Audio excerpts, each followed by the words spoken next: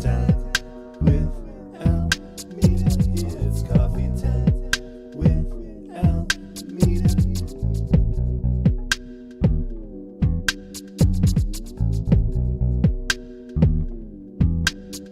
It's coffee time. Good morning, folks. Welcome back to Coffee Time with Almeida. It's Monday, April 20th. Yay! Happy 420, everybody. Hopefully everybody's having a fabulous day already. And today we're going to be joined by Jason Edgar Trenholm, wastewater professional, coming at you. Here we come on. Come on, Jay. Welcome Hey, to how's it going? Great, man. Welcome to Coffee Time. How are you? Not bad. Thanks for having me. I appreciate it. I'm just trying to reshare this right now on the internets. Just give me 2 seconds here. So how's it going this morning? What you got in that? Oh, I see you got some. What's in that cup right now? Right here is Dunkin' Donuts black with no sugar. Very boring, very plain, but I didn't get to have my normal Folgers that I have with my union guys this morning because, as you know, it's a holiday in Massachusetts today. So my regular union guys, most of them have the day off, so I didn't have the regular morning meeting. So I'm stuck buying this stuff. Yeah. Not that it's bad. I like the true grit of the Folgers. You know, best part of waking up. I think I remember that song. So Jason, you and I go way back. We were to high school together. I know you since 1992. Mm-hmm.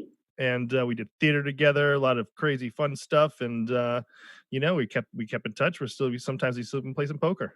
Yes, absolutely. I mean, it's been a while, but it has been. So we tell do us that again. I would love to play some poker, but maybe we might have to start a virtual poker game. I guess those are a thing, right? It's it was Zoom poker. How's that sound? Oh, dude, I think we're due for a Zoom poker game. So you're joining us today from a water treatment facility, and you are the assistant manager on the property, right? Yes, I work in the city of Taunton. I'm the assistant plant manager of the wastewater treatment plant in that city. Basically, right now I'm at one of our satellite pump stations, which is one of the things that pumps sewage to our facility in order to treat. It's a dirty job, but somebody has to do it. So tell us about. Just talk to us. Tell us about what the day-to-day is like over there right now during the pandemic. Well, a lot of people a lot of first responders and medical people and especially people in the stores right now are true heroes. They're going to work every day, making sure that everyone gets to continue as normal a possible life as possible. But a lot of times, a lot of the unsung heroes work in facilities such as mine. They have to get up and go to work every day. They have to maintain sewer systems to prevent sewer holes from overflowing, people's houses getting backed up with sewage. Especially right now, it's so important because of the pandemic that's going on. Disease, all kinds of diseases, viruses, bacteria can live in wastewater for quite some time. And it's very easy to expose yourself to it. If you come in contact with sewage, if you get it in your mouth, your eyes, if you have an open wound, you can get pretty much anything that's in that wastewater. That's why it's very dangerous, and it's very important that a lot of people that work in the industry maintain the proper maintenance for the pumps, maintain the proper services in order to treat the wastewater as cleanly and as efficient as possible, so we don't add to what's already a global pandemic. It's very important that we go to work every day to make sure that it doesn't get worse. So you guys are cleaning the water and then sending it back out. Correct. Basically, you have two types of sewer systems. You have a combined sewer and a sanitary sewer. My facility specifically does sanitary sewer, which is everything that goes into a sewer line comes to my plant. Once that happens, we take we begin to basically strip out the solids from the wastewater. We have a process where we separate the solids from the actual water. We put it through aeration processes where it changes the molecular structure of it. So it removes things like ammonia, nitrates, nitrites. It's called nitrification, actually. It goes through a several stage process where eventually you get all the solids out of the water. And at that point, you have water that is still full of bacteria and harmful things. So at that point, we have to chemically treat it with a basic chemical called sodium hypochlorite. You know it as ordinary household bleach. The bleach that people buy range anywhere from 1% to 7%. we use 16 to 20% concentrated sodium hypochlorite bleach to kill everything that could possibly be left into that water. However, we can't just treat it like that and then put it back into the river that we discharge into. We then have to use another chemical called sodium bisulfite to negate the sodium hypochlorite. So we're basically putting in pure water into the receiving streams that we eject into. That's crazy. So what kind of tips do you have for us at home right now during this time? Well, I will like to make a request to all the viewers. Anything that says flushable wipes, please, please, please, they're not flushable. They do horrible things to the pumps. They're very difficult to clean and treat, and it's quite difficult to remove them. They don't break down, and they cause all kinds of problems, including backups, clogs, whatnot. If you like, I can show you what some of them look like once they go through the system. Oh yeah, show us. That'd be amazing. Right. I pardon the grossness of it, but this is the kind of stuff that could actually become a problem when it clogs up a pump, or if it doesn't get through. It doesn't allow us to properly clean the wastewater that we want to clean. So take a look at that. Oh my gosh! So that's all stuff that you should not be flushing. Yes, pretty much. And what we call them rags. A lot of times you have your standard toilet paper. Well, if you can find any, you have your standard toilet paper that generally will break down. It will break down and it'll dissolve as it goes through the sewer lines. So by the time it gets to the pumps, by the time it gets to the stations that we need it to send it to us, it's already broken down, dissolved, and it's basically like regular water. However, when it's not fully dissolved and it runs into unflushable wipes, which I like to call them, or anything that is flushed that shouldn't have been, it balls up and it becomes a big giant ball of rags, essentially, causing all kinds of blockages and problems. So what happens? What do you guys have to do when that happens? A lot of times what will happen is most of our stations have pumps with grinders on them. However, a lot of times the grinders get overwhelmed, and what will happen is whatever will get by the grinders will ball up inside the pump, and the pump will stop working. That's bad. We have redundancies on all these stations and at the plant, so we have other pumps that will take over in that event. That's why you don't see it happen regularly. However, in the event that happens, we have to literally go into a confined space, put people's lives at risk to make sure the air is right, they can breathe, make sure they have fall protection, make sure they have the proper PPE, not only to deal with the disease factor of wastewater, but the safety factors of crawling down and taking apart these like 2-3 ton pumps, disassembling them, manually cleaning out the impellers and everything inside them, and then having to put them back together and doing that all safely while still maintaining the proper safety procedures in order to do it, so people can go home after they're done with their shift.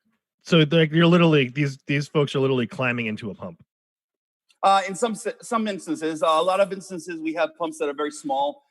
They're about 2 feet tall. The only problem is they're submersibles. They go about 20 feet down into these. We call them wet wells. They're pits. We have to basically crank them up, also using fall protection, all kinds of crane equipment that's unless you're a trained professional, you shouldn't be using. So you bring that up. We take the pumps apart manually. There, you got to always got to make sure we have proper lockout tagouts. So pumps don't accidentally turn on while your hands inside trying to clean them out. Oh my God, yeah, there's a lot of things to consider. There's a lot of things that and I'm in management, so I really have to give it to the guys that are under my command, the guys that do what I ask them to do, because they're the ones that are putting themselves at risk coming to work every day, making sure that everyone stays safe and make sure that the sewers run smoothly. So but you guys are doing this work, and everybody has a lot of everybody's wearing PPE, right? So you have gloves on, Absolutely. You have masks on, you have all this stuff on to stop you from getting exposed to God knows what is in that sewage. Absolutely. Gloves, steel-toed boots, masks, hard hats are a requirement. I'm sorry, the pump's just kicked on. Is that too loud? Can you hear that? Nope, can't even hear it. Excellent, perfect. Yes, proper PPE is a must. even when there's not a global pandemic, it's required to wear those at all times. I make sure my guys have them whenever they're in harm's way, to the point where, like, you can be disciplined for not having it. That's how important it is.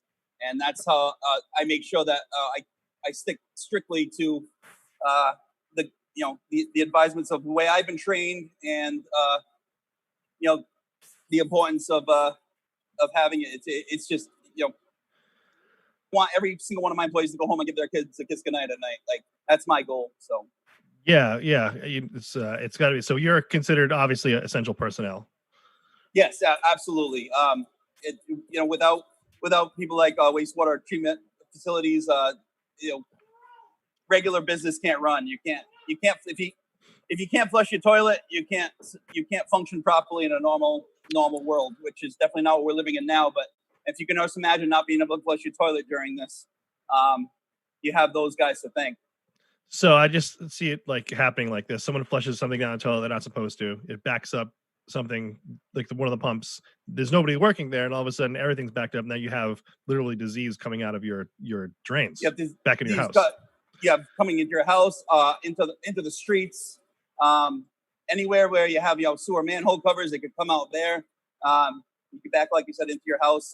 It's bad news. It's bad stuff. But wastewater can contain anything from polio, typhoid, cholera, dysentery. It's never been proven that it can carry the HIV virus, but it's never been disproven either. So there's so many things to consider. One of the main things I used to worry about when I was an operator years ago is when I used to put my hands in the pumps regularly. Is there going to be a syringe or a needle in there that somebody flushed? Or, is that going to what do I do?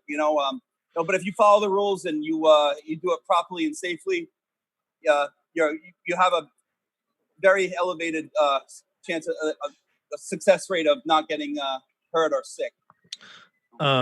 So what's the craziest thing you've ever seen that's been flushed down a toilet? Oh, I've seen some things. I remember back when I worked in Newport, we had these giant pumps at we call it CSO, which is a combined sewer overflow station, and they had these huge pumps. And I opened it up, and I'm like, what the hell could be so big that it would clog this pump? And it's half a damn skateboard, which I have no idea how the hell that got in there. You find a lot of batteries, toys. Kids will and do flush anything. I know. I found money. I found money in bar racks, which are things that they have, like pre-screening devices that things wash up upon that you have to clean out. I found hundreds. I found 20s. But I have to say the scariest, most effed up thing I've ever seen. I was cleaning one of these bar racks. This is back in my Newport days, and I found what I thought was a baby fetus, which I immediately called 911. Turns out, once I pulled it up, it was a very large rodent. Jesus! And it had been in the sewer for so long, all of its hair stripped off it, so it looked like it was. It actually looked to me like it was. And once I saw the tail, I realized, it's probably not a baby fetus, but like you initially see something like that, and the first thing you do is your heart breaks, and then you call the cops, and you don't know what to do, and not luckily for the rodent, but luckily it wasn't a human being. Oh my gosh, that was probably the worst thing I've ever seen. But it gets pretty. You find some interesting stuff.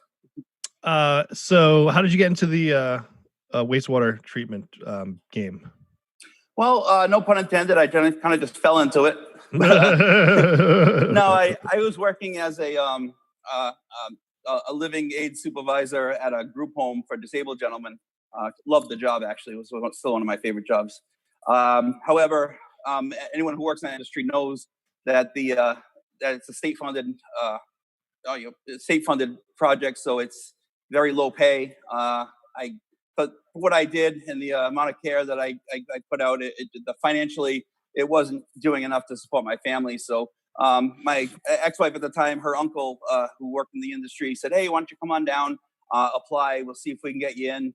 You'll have to get a license," which I have wastewater licenses in both Massachusetts and Rhode Island. In order to be a wastewater operator, you have to be licensed by the state to do it. And there's different tiers and different levels of licensing. So I went in, I got my license for Rhode Island. I started working. I've been in the industry, let's see, just over 6 years now. Wow, and So you like it? You so love it, almost right? 7. I do. I love my job. I love coming to work. I love I love seeing different it's one day's never the same. It's always different. You never know what you're gonna find. You never know what you're gonna see. Some days you're running around like a chicken with your head cut off. Other days it's just like things are just flowing. Well, Amy Silver Rigtrup says, "Mr. Poop, what's happening?" hey, what's going on? So I heard Um, her kids have a song for you. Oh, they do. They do. I wouldn't be able to do it justice by singing it, but it's along the terms of Mr. Poop, Mr. Poop. They do it much better than I do, but they do enjoy calling me Mr. Poop or Uncle Poop, and I kindly respond. Our oldest son calls my brother Uncle Farts. So saying in the same category, Yeah. he's a little more hands off than you are, but I like talking shit. So all right, so a little off topic here. You're a Netflix binger? yes, I am. Ooh, what'd you just binge on? Well, I as watching your show, I was hoping you'd ask me the question of an Ozark question because I just recently finished that. Oh, all right. Oh my goodness. You finished up season 3? I did, and it was everything I expected and then some. So who's your favorite character? Well, as you know, we mentioned that we did theater together and stuff. So when I watch a series like that, I always like to look at the acting, but there's no weak point in that whole show. You have every single character that's on point. But I have to say, out of all of them, the most intriguing to me, Monty's definitely great, but I really like Ruth. I think Ruth is, she's still naive, but maniacal in her own way. And it's almost like if you ever watch Breaking Bad, the development of Walter White from being like, this like, timid little school teacher to becoming like a drug lord kingpin. I think she's on that same path. I think she's going to elevate to the point where she's going to not only take control of the situation down the road, but be a little ruthless, no pun intended. I can see that. I can see that. Go ahead.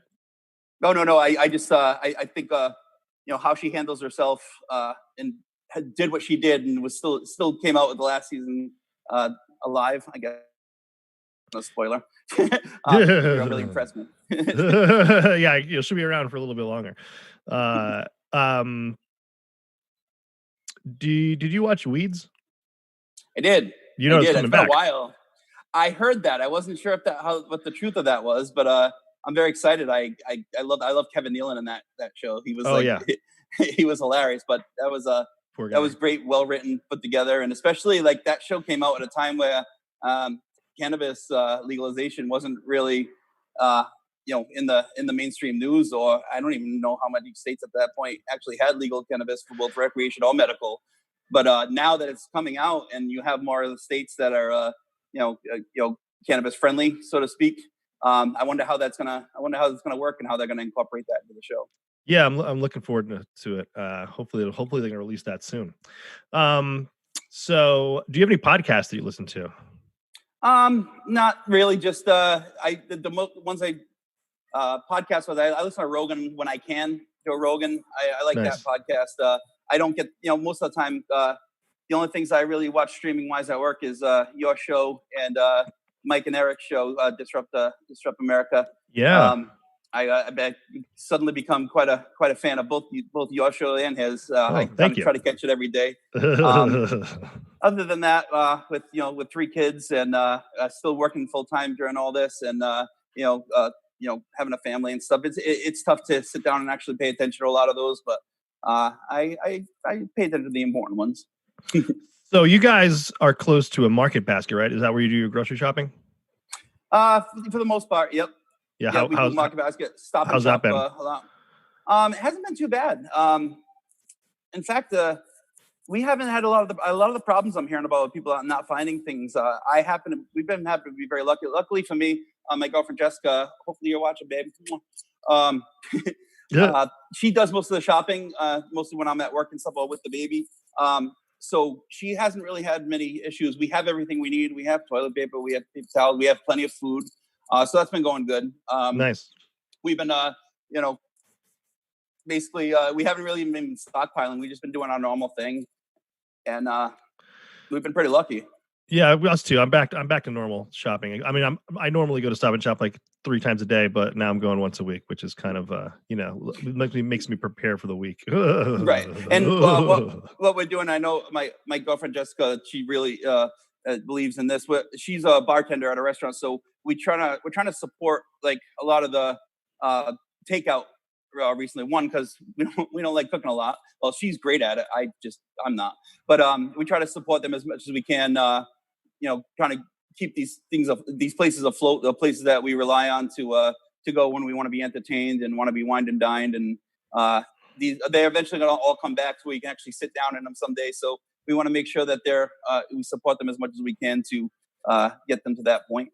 Well, we all the service people appreciate that, I'm sure. Tough time for a lot of folks, especially the service folks.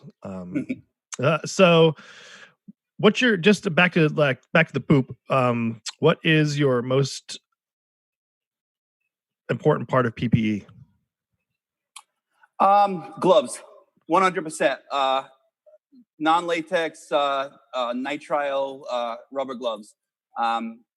If you take them off and put them on properly, regularly, you can't just put them on and leave them on because it's the same as just having dirty hands. You got to make sure you're changing them constantly. But that would probably be the biggest stuff in the front line of disease and bacteria defense for our industry. You don't want to get the stuff on your hands and then touch your face or get it into an open wound. You're just asking for trouble. You're asking for problems, and that would definitely be the most important. That hard hats, because we work into a lot of areas where it's very low overheads, pipes, chains, lifts and whatnot. Like, you don't want to bang your head walking into those. Those would probably have to be, I think, the most vital in our industry. Do you guys wear masks? We have the option to wear masks. When the other plant that I used to work at, we used to have to get fit tests for the N95 masks, both the dust ones and the actual respirators. Where I work now, we don't have them those types of masks just because we don't have a fit testing requirement, but we do have like regular dust masks and or face wraps, I guess you call them, if need be. In fact, right now we're trying to stockpile on them now because especially everything that's going on. Not so much for the wastewater, but for interaction with the clients, whether it's people's houses or that attend the plant or come around us and whatnot. So do you actually send workers to people's houses? Our collections department does. They basically, if they have a on call, they have to determine whether it's.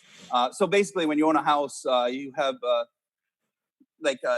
you basically are responsible so much for the piping from your property to the sewer, and that's the owner of the house's responsibility. Beyond that, if it's a problem beyond that, then that's something we have to take care of. Sure. So, but we do have to inspect them and come in contact. We do service calls and whatnot.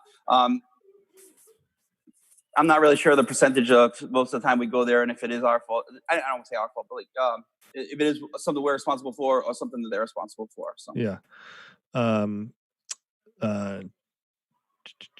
Jason, you have kept up your Sega NHL 93 chops? I have not, unfortunately. I have the Xbox newest NHL that I haven't even, honestly, I got from me and my son to play. Unfortunately, my son and my oldest daughter are staying with my ex-wife right now, so I haven't. They're kind of quarantining with them, so I haven't, because I go back and forth to work and stuff. I drive by and see them as much as I can and give them a wave, but I don't get to see them, so I haven't really got to play a lot of video games with my son. And that's definitely one of them that I would play with him. Other than that, I'm playing little puzzle games and all kinds of silly crap that I never used to play when I was younger. And you just finished watching Picard. I did. As did I. I did. I am, as you know, I'm a huge Star Trek fan to the point where I have Star Trek tattoos all over my body. I'll spare you showing them, but no, I heard a lot of flack from the show, from a lot of the fan sites and whatnot, but I don't think they could have done it any better. I think it was something we needed. It was a more modern look at a great character and a great franchise, and I think they hit it dead on, and I'm very, very happy with it, and I can't wait for the season 2 to come out. Yeah, I thought it was really good. I liked it a lot. I'm just a big fan of Patrick Stewart. He's the best. He's the best. Have you seen Blunt Talk? Did you watch that show? No, you have told me about that, and it is on my list. That's just one of the things I haven't gotten to, but I do plan, based on what you told me about it. I'm really looking forward to seeing it. So. All right, so we're almost getting ready to wrap up. Do you have any advice for folks right now? Do you have any your top thing of wisdom for folks when they're thinking about the toilet? Well, like I said, please, I don't care if they say flushable wipes; they're not flushable wipes. Please refrain from trying to flush. A lot of times you can use them, you wrap them up in a shopping bag, throw them in your trash. Most of them are scented, so they're not going to stink if you leave them in there until you throw the trash out. It's not just for to make it easy for my employees, whatever. It's for your own safety. It gets to the point where these become overwhelming, especially since the great toilet paper shortage famine that we've had. How do you feel about bidets? I've never actually used one, but let me tell you, they look really good. I wouldn't say no. Let's just put it that way. Maybe we should all start. Maybe the Europeans they got it right. They're like, this toilet paper. Yeah, they might have been onto something this whole time. It's gonna cause a problem. Wash your ass. All right, Jason. Well, you got anything else you want to tell us about before we get it going? No, I wanted to thank you for having me on. I really wanted to get the message out to let people out there know exactly what my guys do and how hard they work, and that they're like I said, they're the unsung heroes of essential employees. And I just wanted to give them a shout out because they make my job easier for me every day, and I appreciate it. And they do it not just for me, but all over the country, all over the world. People aren't going to stop flushing toilets, so you need people like that to keep us going. All right, awesome, man. Well, hey, thank you so much for coming on today. Thank you. Thanks for having me. I appreciate it. Let's get a virtual poker game going. Hell yeah. All right, cool. I'll talk to you soon later on today. Sounds good. I appreciate it. Thanks. Yeah, you're welcome. Just stay on for a couple seconds. Okay. All right, folks. Well, thank you for tuning in to Coffee Time with Almeida, the 420 edition with Jason Trenholm. Oh, Solon wants to say hi. Hey, come on, buddy. What's up, buddy? What's up? I'll help you in a second, buddy. Anyway, so tomorrow we're on with Jordan Shabbat of the Speedwell Tavern coming at you out of Plymouth, Massachusetts. And now I will leave you with the comic genius of Josh Bell.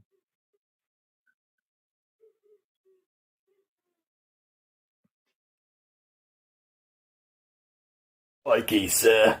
I wouldn't imagine that cock is any bigger than 5 feet. The guy just said cock on national TV, okay? We can't say cock. I'll be damned, that's one hell of a huge cock. What the fuck's going on? He did it again. He said cock. Again, what's up? What's going on? Let's fucking reset. People don't realize how ravenous crocodiles can be. What the fuck is a crocodile? Coffee time without